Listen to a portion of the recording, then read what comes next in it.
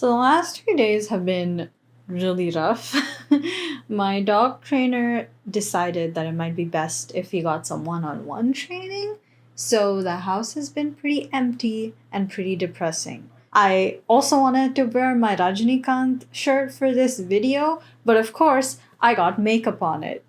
And I've been trying to get my hair right for like the last hour, and I kind of gave up and decided to do something. So forgive me if there's frizz everywhere. Anyway, I figured that I needed some reprieve and I decided to rewatch Coolie. And it's definitely a downgrade from when I last watched it. So I decided to go and get my opinion validated online. So Kamal வந்து அந்த படத்துல I'm so proud of you. Anyway, this is not the reaction I was expecting. When I first watched this film in theaters, I did it with a bunch of friends, and it was an action movie, it had Rajini, so I kind of got what I wanted. But like, I feel like people had like a really visceral reaction to this movie, so I just wanted to figure out, what happened. I mean, before this movie came out, this film was being touted as Tamil cinema's first ever 1,000 crore box office film. நம்ம வந்து 100 years of Tamil சினிமால 1000 கோடி அடிக்கணும், that magical 4 numbers வேணும்.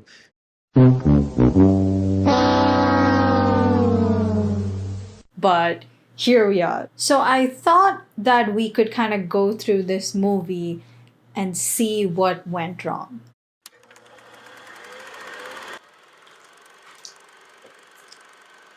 But before that, I think it would be a good idea to give you guys a brief story summary. This film is about Deva, a hostel owner who finds out that his friend Rajshekhar has died. This death is presented as a natural one to Rajshekhar's daughters, but Deva discovers that this might actually be a murder. So in his quest to investigate the cause of his friend's death, he is led to Simon's gang, a gang that seems to be doing gold and watch smuggling, but through Deva's investigation of their intricate dealings, it's revealed that maybe there might be something more to them. So that's the SparkNotes summary of this movie.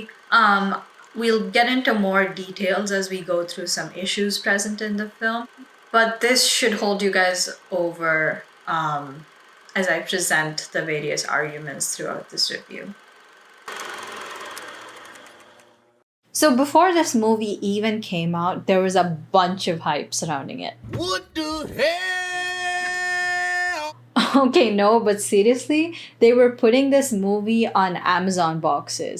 So the theories about this film were wild. On a side note, that actually sounds awesome. So anyone who's willing to make that movie, I will 1000% watch it. Anyway, because of theories like this and because watches were like a part of pretty much all the promotional materials for this film, everyone expected there to be like a huge watch related thing in the film. But when you see the movie, the only real like connection to watches is just as a facade for Simon's gang to hide what they're actually doing. I saw a lot of complaints about this, like, there's so many watches and golds and all the posters, but for some reason the movie doesn't have anything about it. And I would like to direct you to this clip from the Leo teaser.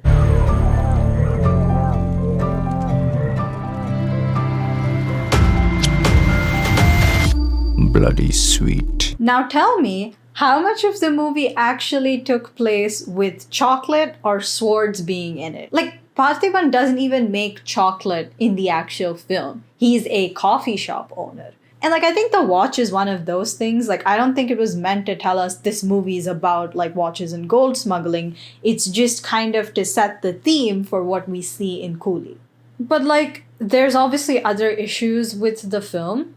Like, one of the things I forgot to mention in my cliff notes of this movie was that, there's no answer to the question of why Rajshekhar was working for these people. Like, why was he murdered by some random gang?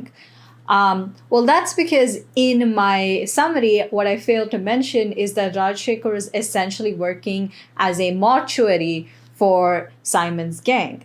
He had invented something called the mobile cremator. which, as its name suggests, takes bodies and cremates them. So Simon had basically hired Rajashekhar to destroy any of the bodies of like all the people his gang killed. And okay, that's a little bit far fetched of a plot, but people online were quick to point out one thing. Simon's gang works on a port. So instead of doing all of this, they could have just taken the bodies, put them in a cement barrel, and then sunk those barrels in the ocean. So what the hell do they need Rajashekhar for? Like, I get why Dayal, like one of the main villains in the movie, murders Rajashekhar, because Rajashekhar discovers that something is wrong with the bodies that are being given to him, and, you know, that kind of investigation that Rajashekhar was like doing is obviously not good for anybody. But why do they need this guy? And I'm gonna be honest with you guys, this was honestly something that I did not think about when I was watching this movie. You could call this like a personal issue, but personally, I am able to forgive a lot of like plot holes in action films as long as they have good action. But I do think that this, you know, kind of leads into like a larger problem that I have with Lokesh movies, and that's complexity. Like his first two films, which in my opinion are his best films, are very high adrenaline movies that kind of take place in a short span of time. So they don't really give a lot of room for like highly complex ideas like throughout the film. And with time, I think Lokesh has wanted to expand, you know, his movies. He doesn't want them to be as simple as they used to be. He wants to make them more complex. And this is expected for, you know, any artist. But I think the issue is that Lokesh is not fully ready to embrace all of these complex ideas he's having. Like, let's take an example of that in this movie, right? Like, this film has 4 villains. So the first one that we've already talked about is Simon, who is the head of this gang. The second is Dayal, who's basically a police officer who's defected to the dark side of the force. And then the third one is the crime syndicate boss. They're basically the boss of Simon's gang and a bunch of other gangs, Daha. And the last one is Simon's father, Xavier. So now let's see how the plot masterfully depicts all these villains. So this Russian doll-style villain reveal is actually really cool and is also a great representation of how crime syndicates work, right? They try to abstract the head villains so that only the smaller guys will get arrested.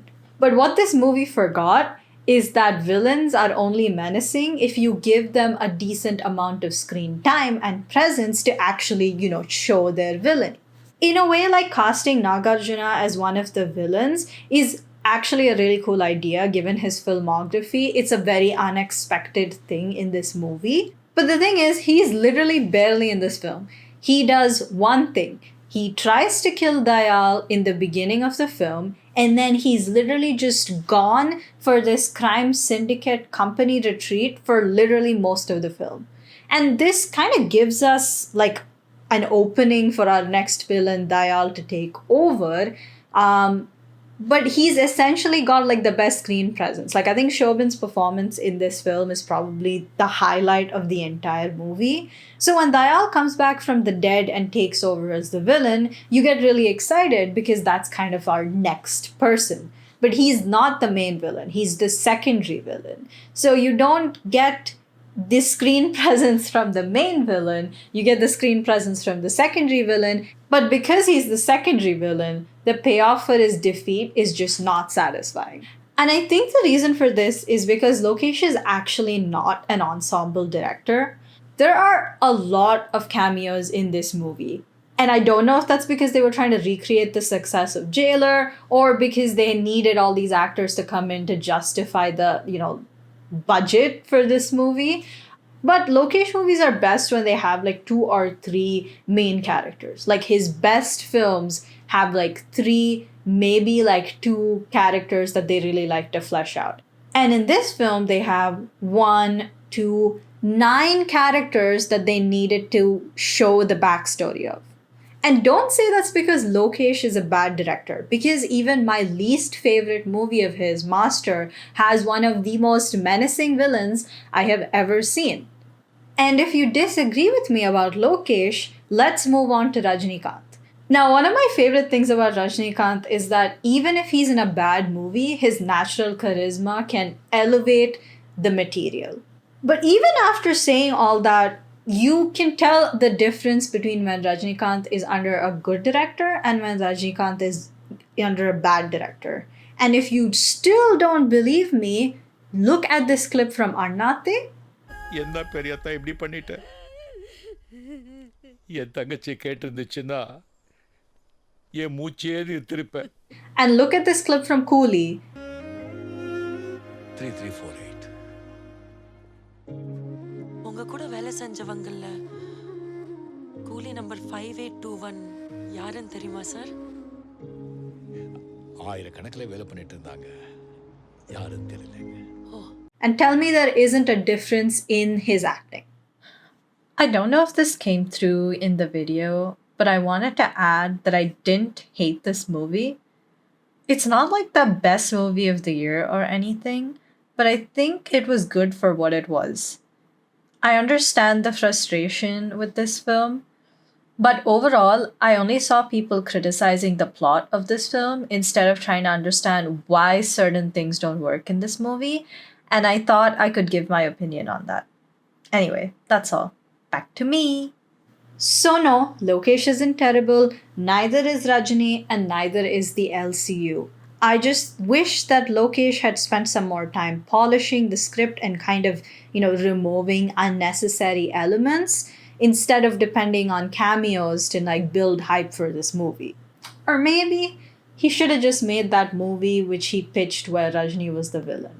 इतना गहरा गड्ढा खोदने की क्या जरूरत थी? அவன் மறுபடியும் வரக்கூடிய ஆளு மோசமானவன்